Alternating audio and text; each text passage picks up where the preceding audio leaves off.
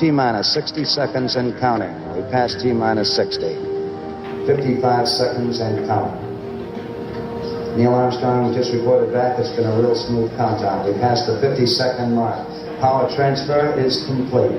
We're on internal power with the launch vehicle at this time.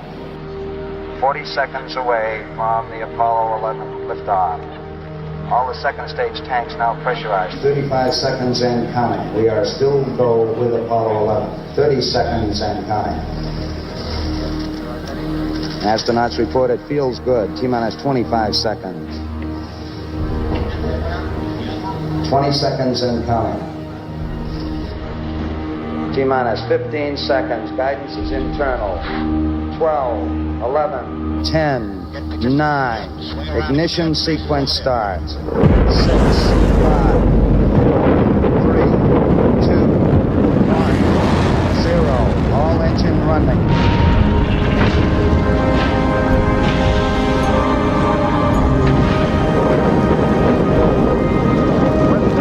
We have a liftoff, 32 minutes past the hour. Liftoff on Apollo 11. Power clear.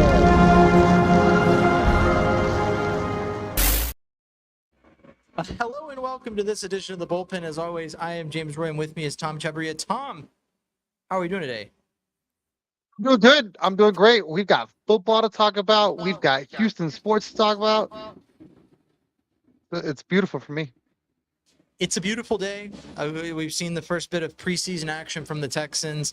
The Astros are, doing what they do, BTA, and the Dynamo are playing probably some of the best soccer that they've played in recent years. If you're not on it, if you're not on it alone for like the uniform they just revealed and like the swag they have on the field, like you got to be on it for what their play, which I guess is the more important part. I think that Houston sports as a whole is on the up. The Rockets' schedule has been revealed, or is being revealed slowly. Tom's got his Dunkstronaut hat on. I've been also big shout out to Sean Pendergast, Seth Payne, all the guys over at the artist formerly known as Sports Radio 610. They're now on 95.7. I've been using Odyssey to listen to the Payne and Pendergast show because I like what they put out. And that's what's got me remembering to actually say what Tom is wearing so that the people that are listening can know that it's happening.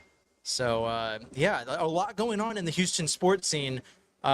None too small is the Texans playing their first preseason game. Tom, what are your initial thoughts on this game?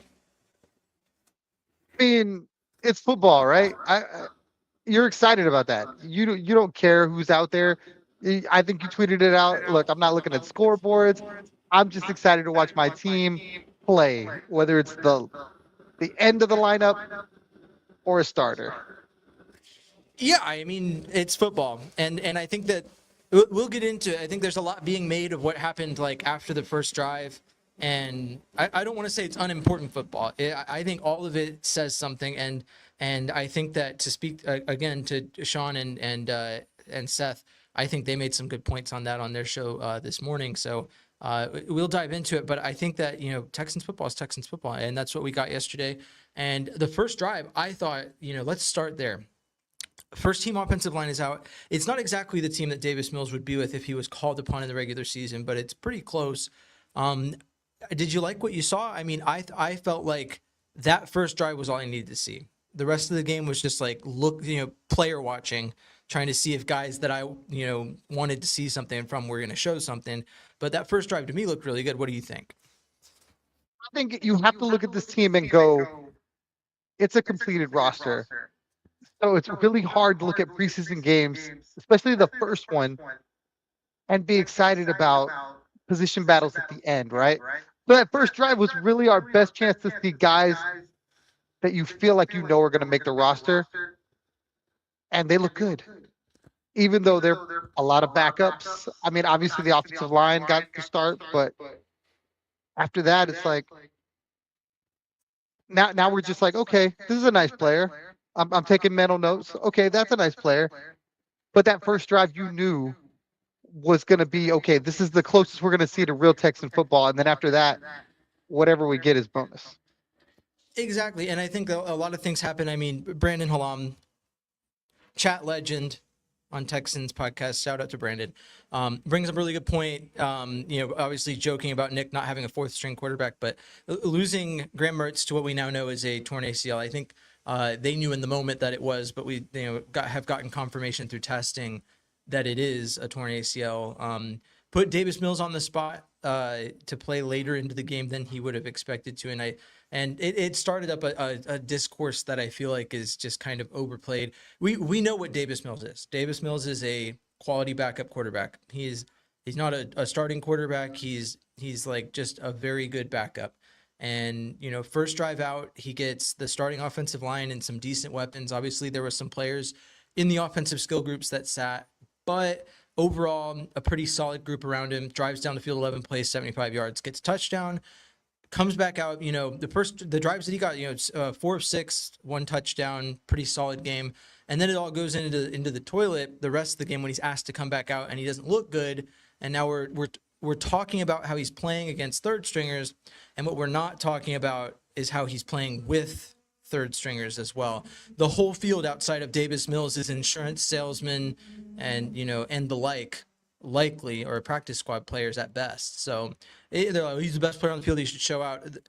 We've had so many discussions over the years about how the Texans need to do better around CJ Stroud when playing with the ones. I think it would be understood that, Davis Mills had to play in that portion of the game. I'm not holding that against him. So I mean, I don't know. That's just my thought on it. Overall, looking at the players, so my players to watch that I posted right before the game is Marlon Klein, Keelan Rutledge, players that didn't get a lot of time. I think Wade Woodhouse was the one player I put on my list that and Noah Whittington were guys that got a lot of time, and I think they looked good. Who was a player that stood out to you that you were looking out for in this game? I mean, it's hard not to talk about the guys you outlined. Those are guys that a lot of people encircling. I mean, right now as it stands, Keelan Rutledge is the starting center for the Houston Texans in my mind. And I got to give credit where credit is due.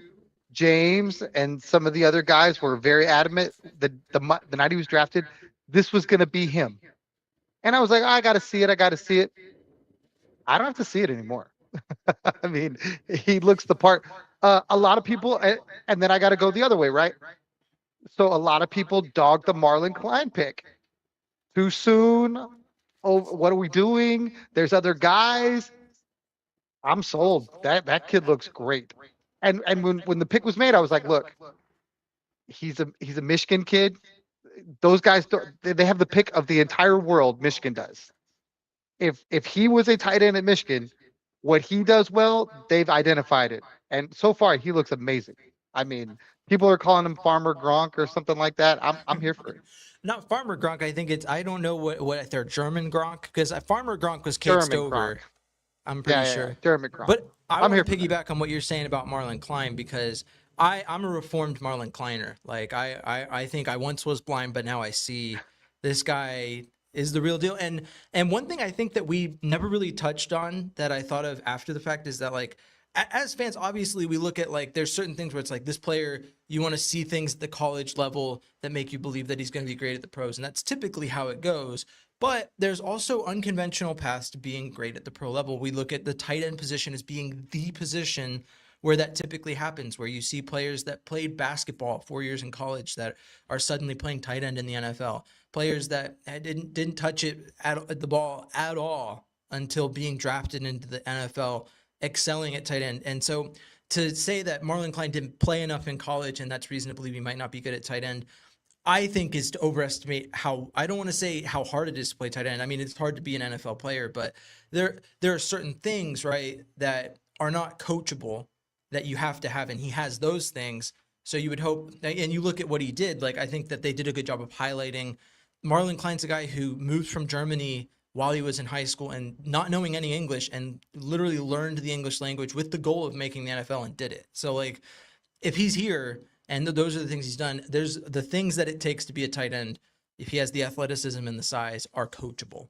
And I think that, the changes to the staff, I think it's James Frentz is the tight ends coach right now. Nick Caley being the offensive coordinator and having been a tight ends coach, he's in a good spot.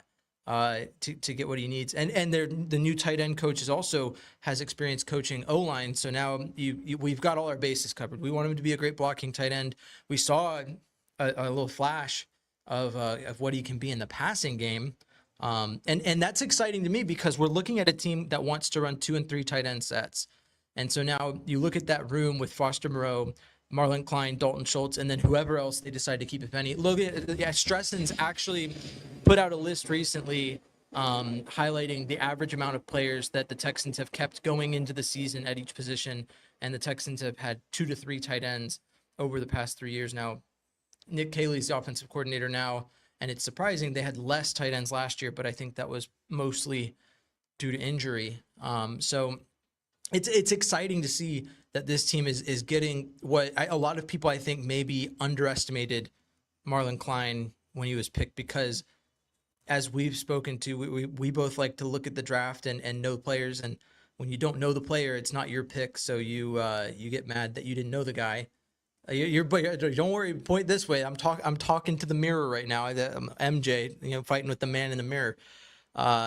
But yeah, I mean, it's exciting to see, and I've always said at all these discussions we have, at the end of the day, the heart for me, I don't care if I'm right or wrong. I care that the Texans get what's best to make sure that they can do the best that they can do on the field. So I have a long list of apologies, Nick Caserio, Dalton Schultz. I've already got the tight end room covered. Half the tight end room is on my list of people I owe apologies to. So, I mean, you could write it out. I'll start writing out notes, find the fan mail address. Sorry that I had a bad opinion about you when I did, whatever. But exciting to see that. Now on the negative side, I know that I'm not very negative a lot of the time. I know I can be negative, but I usually try and keep it pretty positive. Who are some players that you were excited to see that maybe didn't show up in the way that you thought? That's a tough question because for me, you're talking about a lot of guys that are new to the team, that are learning a system. They're guys that they were just drafted or guys that they picked up off the street. This team is so complete. When we start looking at certain players, I don't necessarily look at them and go, okay, he should be good. That sounds bad, but I looked at that whole game and I was like, well, yeah, there were some guys that underperformed, but if I'm being honest, what were the expectations for the dude to begin with? He's the third string guy. He's the fourth string guy. Like, where's the I don't expect a lot to begin with. Oh, when I asked the question, I obviously had a player in mind, and Brandon had the same player in mind, so I'll give my answer.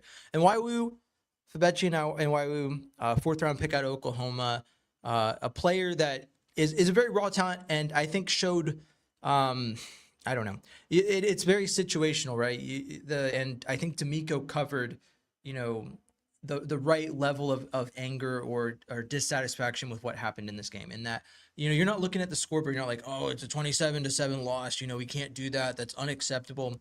You look at the product that was put on the field, and when you're playing in a preseason game, you're looking for like play to play what you're getting out of these players.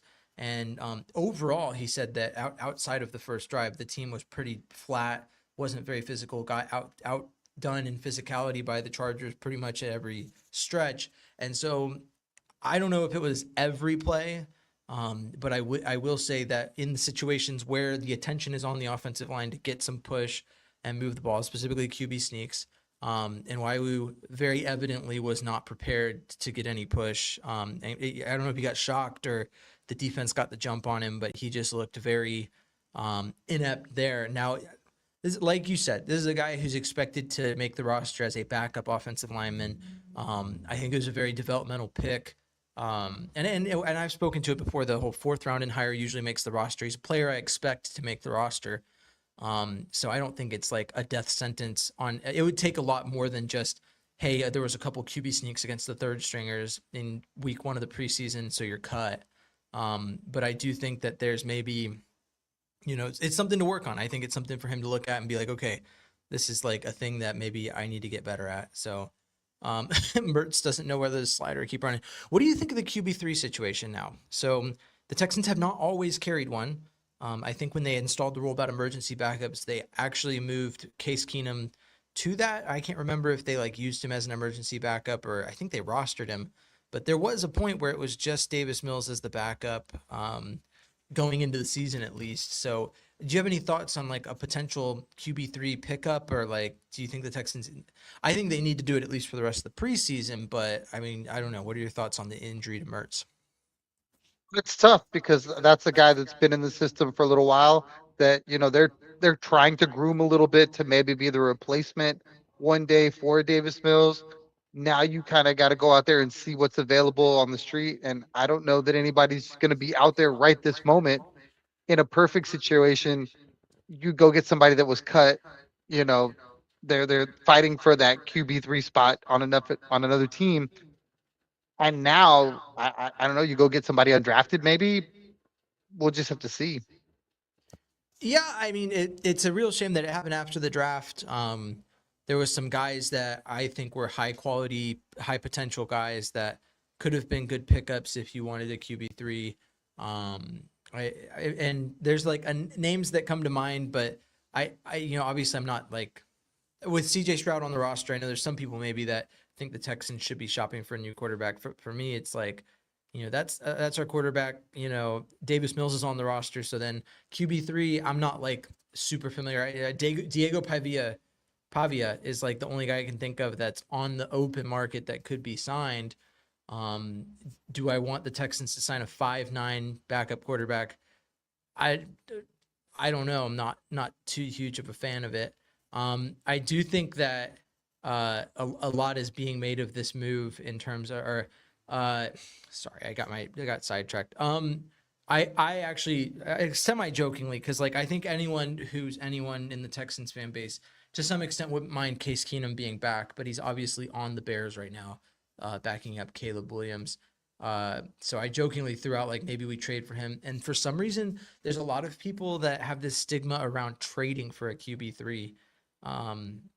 And to that I'll say, Nick Caserio stacks up on late round picks like 6th and 7th, just to move up a couple spots late in the draft.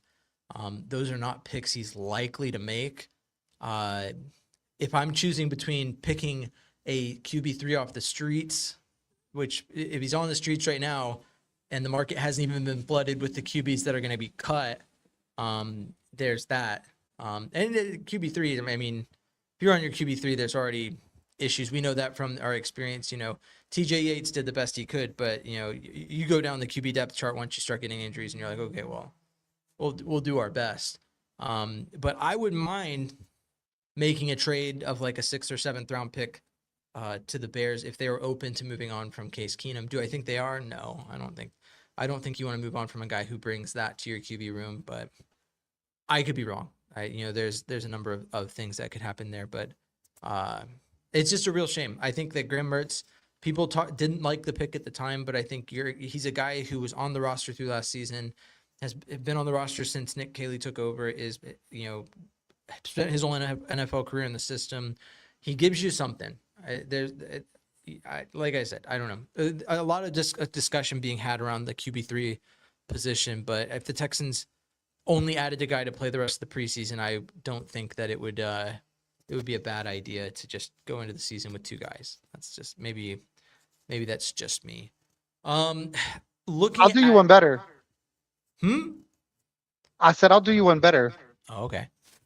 How about we get on the phone with Cleveland, because we like to make trades with Cleveland, and go see about Dylan Gabriel or Taylon Green. They have like 6 quarterbacks over there. Ooh, you bring up Taylon Green. I think he could likely be cut, but that's a guy out of Arkansas, big-bodied, athletic quarterback. That would be at the very least, I think when you get to QB3, it's less about like, do we think this guy can win us a game, and more about, is it at least going to be entertaining to see him on the field?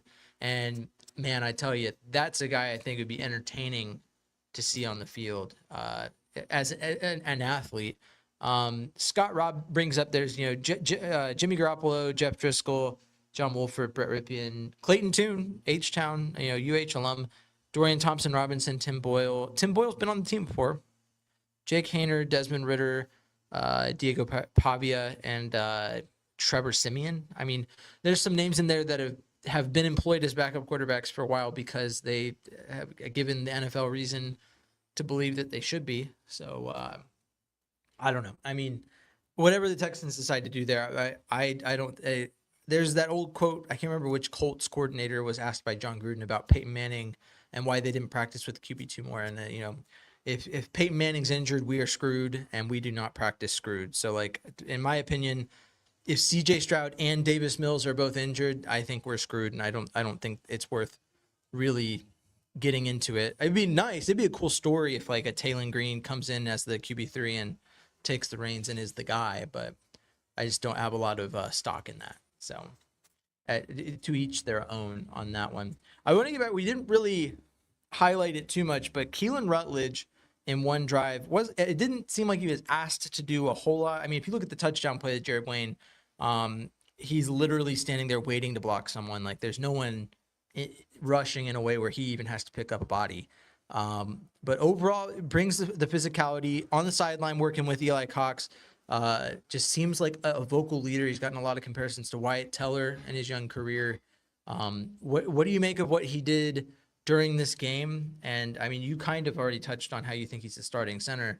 And to be fair, rookies usually are slotted a lot lower on the unofficial depth chart when it's initially released, and he's listed as the starter. So I think that says something about how the Texans view him. But what do you think? How important do you think it is what he brings to this team and what he's been able to do so far with his performance in this game?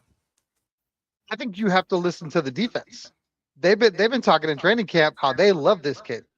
They love the nastiness that he brings on that side of the field because they respect it from their end. I mean, for me, I was skeptical. This was a guy that wasn't playing center at the college level.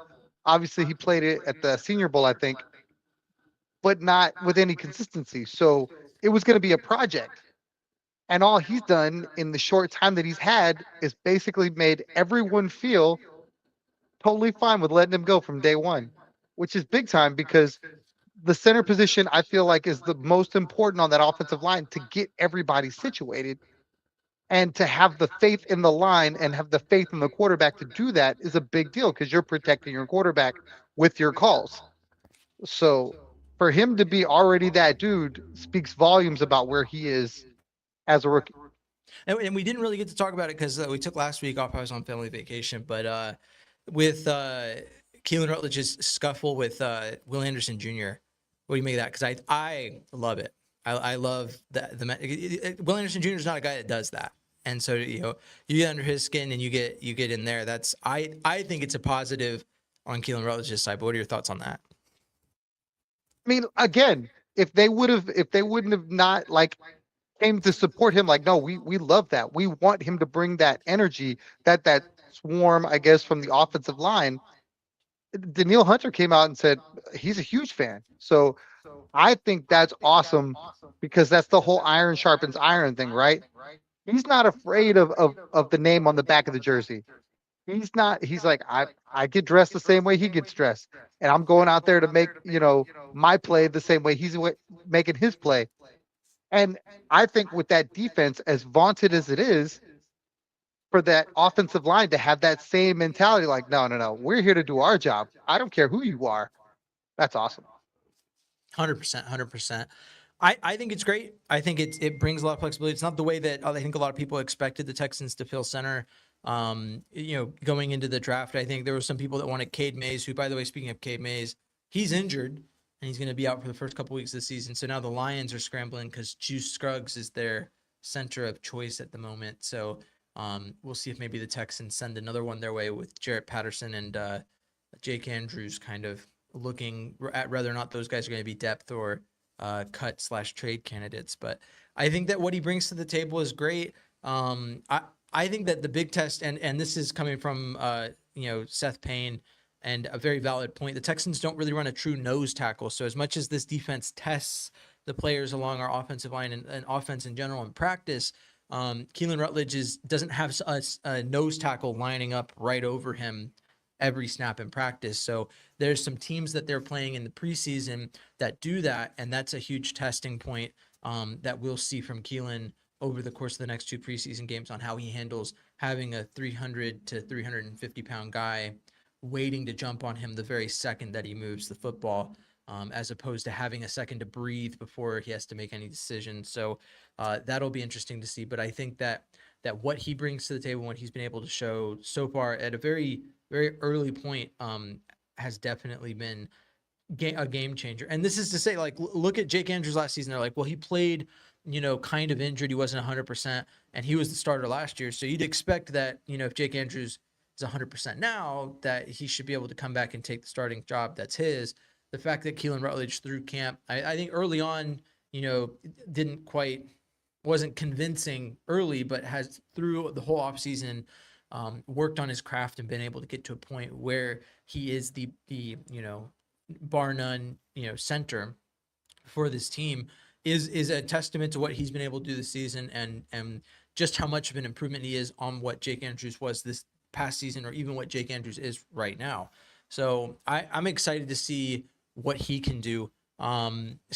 Staying in line on the rookie discussion, another player I really wanted to see something from was Wade Woodaz. They didn't play any of the starters on defense, so Toa and Alshire sat.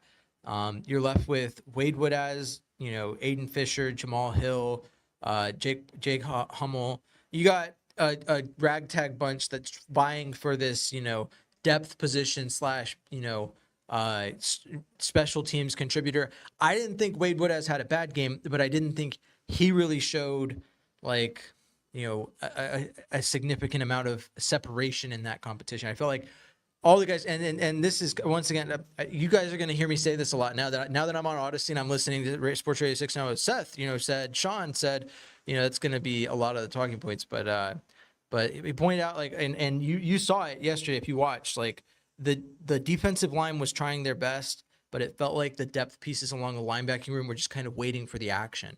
They were being met at the next level instead of bringing the action up when the play was happening. And so we're looking at a position with EJ Speed's injury that has a little uncertainty behind him. And we've spoken to this over the past couple seasons and showed some concern about the depth of that position, only to find that maybe it wasn't or shouldn't have been as concerning as we thought it was. But that is something that I'm paying attention to. And then going deeper with Aiden Fisher, 7th round pick, not likely to make the roster in most people's opinions. That's a guy who I'd really like to see get a spot. And I think late in the game when he started getting on the field, he was one of the linebackers that I think showed something, a pulse, as far as things went. So what were your thoughts on that linebacking room from what you saw, though? I look at it the same way you kind of mentioned Davis Mills earlier. It's easy for us to go, oh, well, Davis Mills struggled after that first drive, instead of going, oh, well, he's playing with third string guys. Show me Wade Woodaz with a bunch of, first string backup guys, and then I'll make a, opinionated decision based on what I see there. When they're getting to the second level easily, it's hard for a guy to make plays when they're meeting him in the backfield, you know what I mean, or like in the defensive secondary, I guess. So yes, it didn't look good, but who did at that point when they were on the field? It looked bad all across the board. So I really hope that he turns a corner as the talent around him gets better. We'll just have to see. Okay, and we'll stick with defense, and then there's 2 players I want to talk about on offense before we kind of, see where we're at, if there's anything else to talk about at that point. But first, Scott Robb says, if there's a part of the line you want nastiness on, it's the center position. Couldn't agree more. My dad played center in high school, and in the football I played in high school, center is a very important position. So if there's a place to get it, it's there. That's a leader on the line. That's the guy you want. Punter is something we want to talk to. We'll get to that one too. So sticking along the defense and looking around, there's undrafted rookie Colin Wright, who has been a talking point in this off-season program, has shown out. What were your thoughts on what he was able to bring? He was kind of a focal point on a few plays throughout the game. Felt like maybe he was a step behind. I don't know if that was like a miscommunication or or what. I didn't think he did anything to like, take a notch off of what he is, but I think that maybe that's a point worth talking about. So what do you think about Colin Wright? I mean, I don't want to sound like a burger record, but I don't know that I expected a ton from him to begin with. So I can't sit there and go, well, this guy didn't look good when where he was taken and what he was supposed to be. Like there was a whole kind of league that passed on him. So I don't know. I mean, does he make the roster? I don't know. And then we're talking about a guy that got some run in the first preseason game, but he'll be on someone else's practice squad. I don't know. It'll be really interesting. There's just not a lot of spots on this team, and we're looking at a bunch of guys just to get a look at guys. I don't know that I'm gonna sit here and go, well, I really want to see more out of this dude, and he won't even be a Texan when season starts. Well, let's round out the defensive discussion with this. Okay, there's 3 players that we haven't talked about, and these plays happened earlier in the game. I think it's something that's probably a little more worth talking about. You have Solomon Byrd, very involved early at a position that's a little bit concerning, I guess. It's DN4. Obviously, the first 3 didn't play: Jadeveon Clowney, Will Anderson, Daniil Hunter. So thoughts on that? And then to round it out, Kamari Ramsey had a very good game. So we'll talk about how he did. And then as far as the defensive rookies go, I believe that kind of round, or no, sorry. And Caden McDonald, we'll stick with the defensive line. So just rapid fire, those 3 guys, what did you make of those performances? Solomon Bird's got to be better because I think that's a very competitive spot. And, this is a dude that's been around the league a little bit. Did anyone impress you at that spot? That's the real question, I guess. No, not really. I mean, no, not really. If I'm being honest, Yeah. But it's so tough on the first preseason game for me because you got so many moving parts. You got so many different players. I don't know that I'm going to sit here and go, I expect them to be good week 1. I hope they are. If you watch some of the other games, there was like no offense really in the Steelers game. The Raiders Cardinals game was just no defense at all, just up and down the field. I mean, do I think either of those things are going to be a thing come the regular season? No. So for me, I watched. You name some guys that I'm going to keep watching, but for the most part, I'm just like, all right, let's see the next game. Let's see what comes out. Until I see some starters, I don't know. It's tough. If you got some guys that I need to watch, please put me on some guys. Put me on game. There we go. And then as far as I'll let you finish with Ramsey and Cade McDonald's performances, how you thought of what they did today, because they both had notable, I thought, performances in a way. Ramsey was great. I think that's a dude you circle and go, okay, let's see him do it again next week. I think he's going to get more opportunity, and I think that's awesome. Cade McDonald, I don't think that how do I put this? I don't want to get too excited because I don't know how much play he'll get. I mean, I don't know how much play any of these guys that we're talking about will get, but that's definitely a dude that they drafted with the intent of being a guy later on down the line. So again, I'm circling that dude, and I'm going to watch him throughout the preseason to see where he is by the end of the preseason. Sweet. As far as the DN4 position goes, there was a proposition that was brought up on Twitter. I believe it was Texans Jacob Barzilla. He changed his username, but so I think it's interesting because we look at this Texans defense and every move they've made this offseason, you're like, how is this defense so stacked? They have every player that's a starter employed through the 2027 season, and yet they keep adding artillery. It's like watching Battleship, the movie. I don't know if any of y'all are familiar, and they pull out the Mighty Mo, and you're like, how does that thing have ammunition? There could not possibly be anything more you could have in there. Like, how are they doing this? This is ridiculous. So looking at it, though, a player that we've talked about this offseason pretty heavy for the DN3 position is Derek Barnett. Derek Barnett still remains unsigned, and the Texans are watching Dylan Horton, Solomon Byrd, and Dominique Robinson fight for that DN4 spot. And I mean, I said it before camp started. I said the answer at DN3 could very well be signing someone else once they see how those three guys I just named looked, and that's what happened. And now we're watching those guys play, and we're going, man, rotational position. It'd be really nice to have a fourth guy that you trust to go in there so that you can give Hunter and Anderson a rest. There's obviously the possibility of keeping one of those guys on the field and doing one rotation at a time, but it would be very convenient to be able to rotate that position entirely. The possibility of bringing Derek Barnett back is still on the table. So I think it's something where we see this competition play out. And if it continues the way it's going, I don't think it's entirely off the table to go out. You know, the cap isn't real. I don't really care what the cap space is. Like, it doesn't matter to me. I just write a wish list and Nick Caserio decides whether or not he's going to do it or not. So like, that's kind of where we're at. And so I look at Derek Barnett as a very real possibility still. And I think that if you have a defense that's rotating Danielle Hunter and Will Anderson Jr.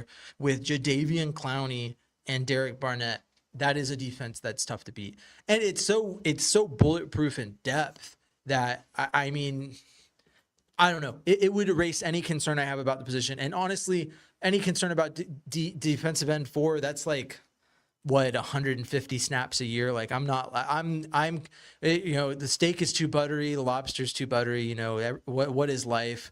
Everything's good. It's not like deployment where you're getting steak and lobster because they're about to tell you you're going to be out for another 2 weeks. You know, this is just the high life. This is the height of luxury, as John Mulaney said.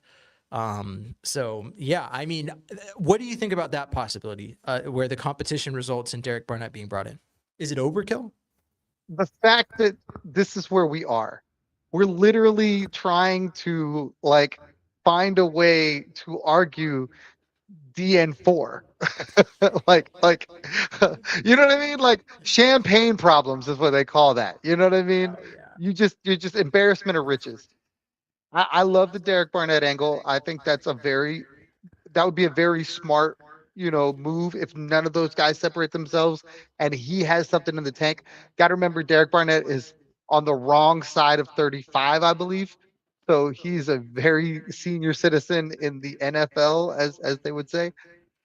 So, but I mean, he's proven he's still got game. So there's nothing wrong with that for me. Um, but yeah, it's crazy to sit there and go, well, we really got to focus on BN4, and we got to figure out a way to make that better. Just wait till we start talking about the offensive rookies, because that is a discussion that definitely is the bottom of the depth chart, is where we're talking. But anyway, before we do that, punter, Kai Kroger. So the discussion around that is that D'Amico Ryan said, you know, after releasing Jack Stonehouse, undrafted rookie, they said, hey, Kai Kroger's our punter right now. And I think everyone maybe is making too much of those words, but you don't say that if you have a lot of confidence in that guy. He's your guy, so then you're just like, okay, he is our punter. The right now part, I think, creates reasonable doubt. They haven't added anyone yet. I know that who was the Texans punter? Cam Johnston. I believe he's unemployed, and I thought he brought something to the table when he was on the team before. Just got a little too expensive because of what he was bringing. Maybe the price has come down now that he's not on the Steelers anymore. But I think that there's potential bringing another guy. That competition might not be over. What did you think of what Kai Kroger brought during the game, though? Because the Texans, I think, chose to punt in situations that you don't punt in a preseason game, because we've reached a point as a team where it was more important to know what our punter could do in game than it was to test the offense with third and fourth stringers and on fourth down. So There's a position we should be talking about where that could change, like literally tomorrow. It's the punting position. They went out, they drafted Kai Kroger and said, okay, it's your job, kind of, more or less, because they cut the other dude. And I truly believe that you're gonna get some competition in there. I think that if he struggles, or if they're not happy with what he's able to provide, you name the punter, they're gonna go get somebody, because this team is too good to have issues being able to get, you know, good punt play. I just think that you can just roll guys through there until you get one you like. Pat McAfee, are you available? Bring come him. out of retirement. Bring him. Bring him in.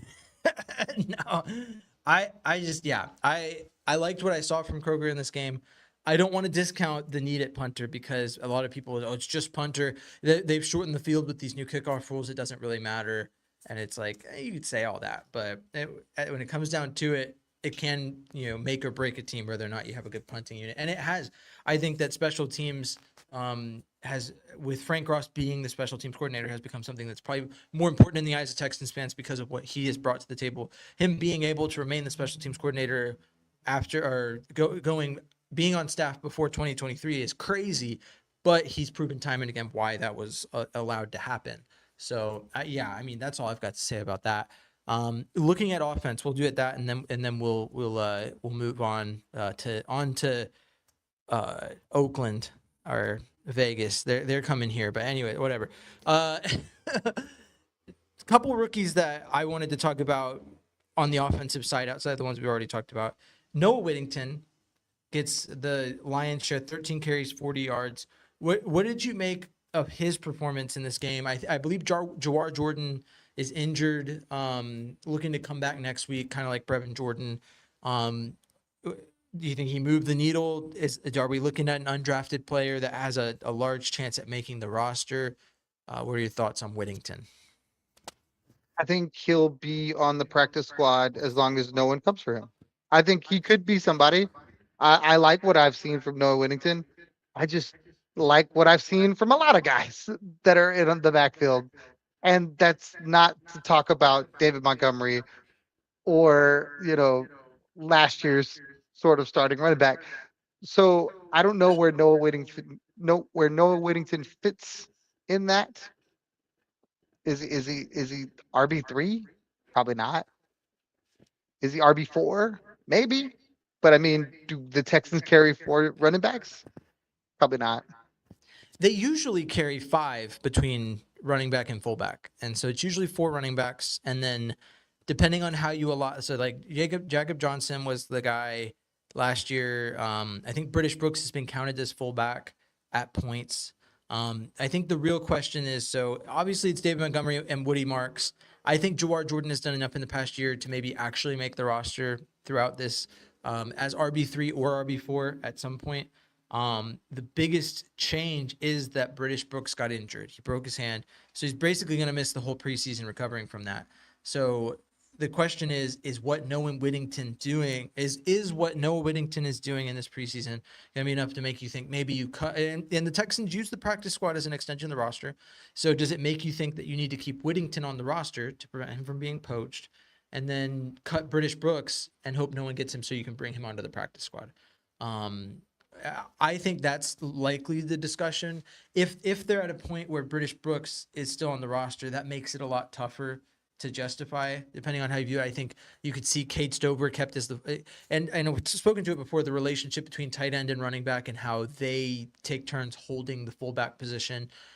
If Cade Stover was to make the roster, I think it would be designated as fullback with tight end depth potential, with Moreau and Klein being your actual tight end depth behind Schultz.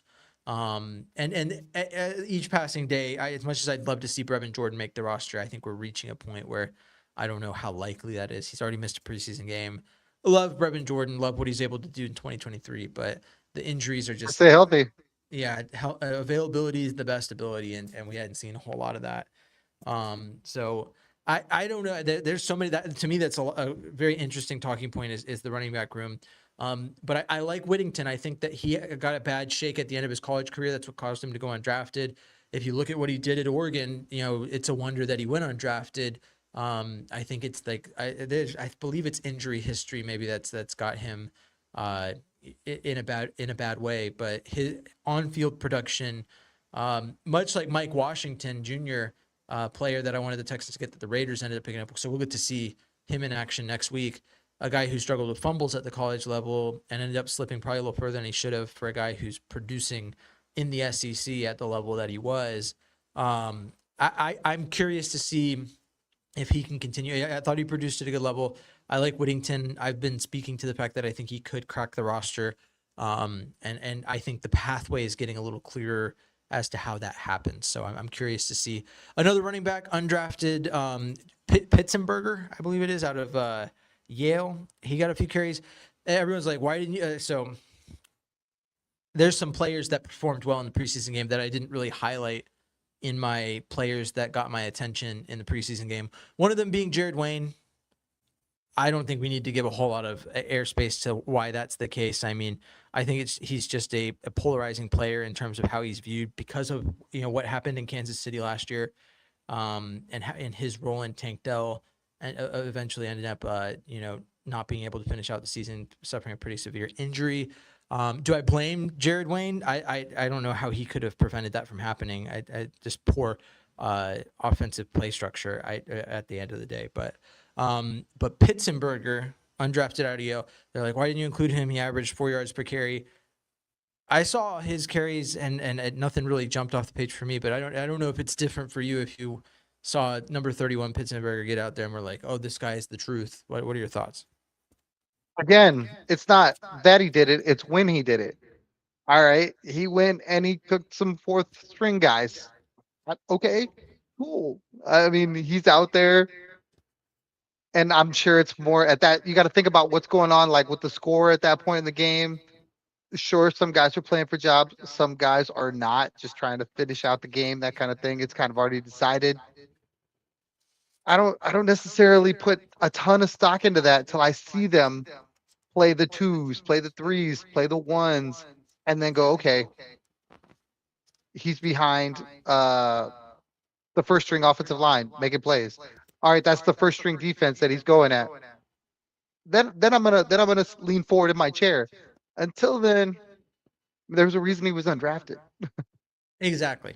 So I don't have anything more to say on it. So last player we'll talk about before we go, Lewis Bond. Shout out to the Lewis Bond FC in the group chat. Dr. Barrett, president of the fan club. Love Lewis Bond. Thought that he showed out in a way that as best he could with what was on the field. I think that one of the things that separates him in that wide receiver room, as the Texans do like players that have multiple purposes, is his return game. I felt like he did really good. He was really elusive as a returner. What did you think of Lewis Bond's performance in this game?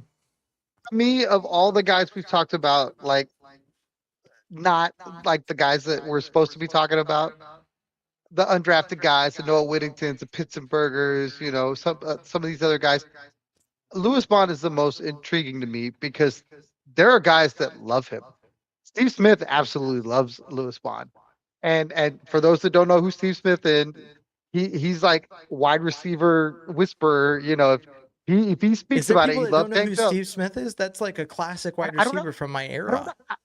know. I don't know. I'm trying to be fair. I mean, maybe not. Yeah, I no, do. I'm like, man, that's crazy that we're at that point. But Steve Smith raves about Lewis Bond, and you can see it. Like you see it in practice, you can see it, in college. The dude could be one of the jewels of the draft that the Texans were able to get in a room where they have really good wide receiver play. So I don't know how much we were able to see it, but I'm looking at him. Yeah, and Jeremy Branham, I think, was like, I don't know if Lewis Bond's roster spot is safe with the way Jared Wayne has performed. And I just think there's a difference in those two players. Like, you're looking at a rookie versus a guy who has it's a guy that you see and you're like, man, Jared Wayne's a guy I'd like to see do well. But it's been a few seasons. He's a practice squad staple. There's no real risk of him being sniped by anyone else unless he just absolutely tears it up on the field this season. So, I mean, the discussion around Jared Wayne is like, well, if he keeps having the campies, there's going to be some tough choices to be made. And the tough choice could be whether or not to carry 7 wide receivers, because I think the 6 has already been decided. In my opinion, I think it's very easy. You look at it's Nico, Tank, Hutch, Noel, Higgins, and then Bond. To me, is the 6. If the Texans carry 7, which they have in the last 3 years, one time carried 7 into the season, it's a matter of Justin Watson versus Jared Wayne. And I just don't. The team seems to be very into Justin Watson in a way that doesn't make sense to me, because I was surprised he made the roster last season. I was surprised how the lengths they went to keep him through injury and everything and get him back on the field. It was just, I don't know, it was baffling to me. But overall, to me, I like what Lewis Bond was able to do. I hope to see more of it throughout the rest of this preseason, and I think that we could have a guy who is a game changer in the kick return game. Between him and Jalen Noel, I think you got two guys that can do it. But I think Lewis Bond showed really well, and I think has a leg up in that competition. To me, in my opinion. But with that in mind, Tom, do you have any final thoughts before we kind of bring this thing to a close? Yes, I cannot wait for the next game. I will be at the training camp, the one with the Raiders. So I'm looking forward to checking that out. And we got football back. You know, I would love to talk about all the other sports, but we are here to talk Texans. Definitely, if you can get out and see the Dynamo, they're the hottest team in Houston right now. They just dropped a fire New Jersey. They just opened up a designated player spot so they could go get somebody splashy. I'm telling you, go watch the Dynamo. In the words of I believe it's Blackstreet, making moves, attracting honeys like a magnet. So I mean the Dynamo are bringing in the players, they're making it happen. So yeah, I like what they're doing. Tom is the official source on Dynamo everywhere as a season ticket holder. So if he says it, it's the truth. You should go see them. And yeah, the Texans, I'm excited. We're getting close. About week 1 against the Bills. I hope CJ Gardner-Johnson can get healthy enough to be there for that one. It would make it that much sweeter. In the Liberty Whiteout opening, I believe it's Liberty Whiteout for the home opener. Yeah, I'm excited to see it. All right. Thank you for tuning into this edition of the Bullpen. As always, I have been James Roy. You can find me at James Roy NFL, wherever you get your social media. If you're still here and you care about me as a person, I'm also competing with my wife to see who can get 10,000 followers first on our personal Instagrams. So that's the James Roy, THE James Roy. If you want to follow me on Instagram there, just pulling on that. I collabed with that page on a reel right before the game, so it'd be easy to find it if you would like to do that. And then Tom is Third Coast Tom on Twitter and TC Tom1 on Instagram. We are the Bullpen, the #1 veteran-run Texans podcast in the universe, and every universe in the multiverse. Now that Spider-Man Brand New Day is out, highly recommend it. 10 out of 10 movie. Still need to go see the Odyssey so I can give you my opinion on that. But 10 out of 10. Do that too. I gotta find it in IMAX, which I mean, to be fair, shouldn't be too hard. There's only so many screen. No, I'm just kidding. And yeah, thanks for tuning in. As always, stay classy, Houston, and vamos Texans.